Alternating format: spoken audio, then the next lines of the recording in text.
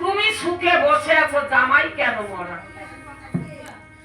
বলছে দেখো পিতা, আমার কোনো অপরাধ নেই, কেননা আমাকে বলেছে এই রাতে ফুলকুশা আনতে, আমি বলছি আমি পারবো না, তাই পিতা তোলে গালি দিয়েছে, আমি সহ্য করতে পারিনি।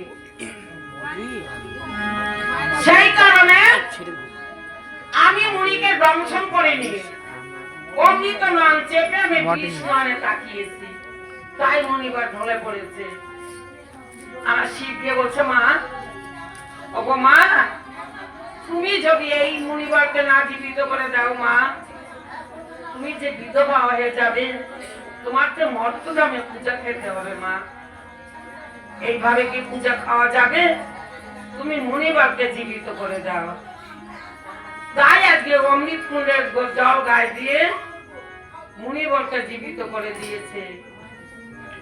মুনিবর আজকে শয্যাতে হয়ে বসে চোখে কিছু দেখতে পাচ্ছে না, আমার মা পদ্ম হস্তের জল দিয়ে চোখের ছান ভেঙে দিয়েছে।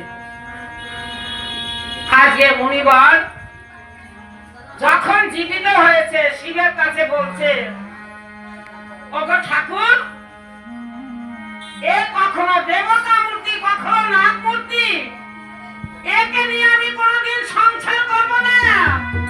আমি বনে থাকি, আমি বনে গিয়ে ফলমূল খাই, আর আমার মুনি বংশের জন্ম, আমি বনে চলে যাই।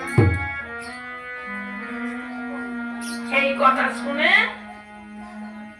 শিব আমার মনে মনে চিন্তা করছে, তাই তো এই মুনিবার বনে যদি চলে যায় আমার পদ্মা জ্যেষ্ঠ হয়ে যাবে।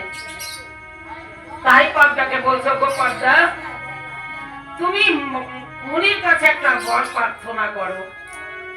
তাই নাভি মূলে হাত দিয়ে জপ করেছে, সেই দিনকে আস্তিক মুনি গর্ভে এসেছে।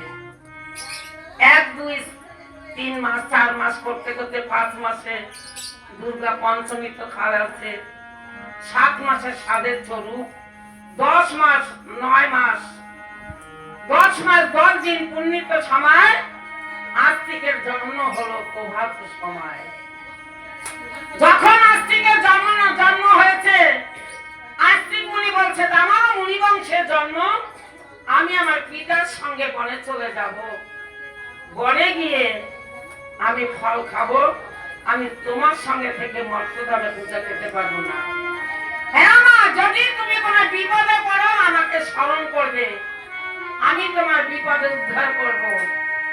মর্তধামে কোনো লোক যদি সর্পের মুখে পড়ে যায়, আস্তিক 3 বার বলবে, সেদিনকে তার দংশন হবে না, সর্পে মাথা নিচু করে চলে যাবে। এই কথা বলে আস্তিক চলে গেল। এখন আমার মা আবার একা। এই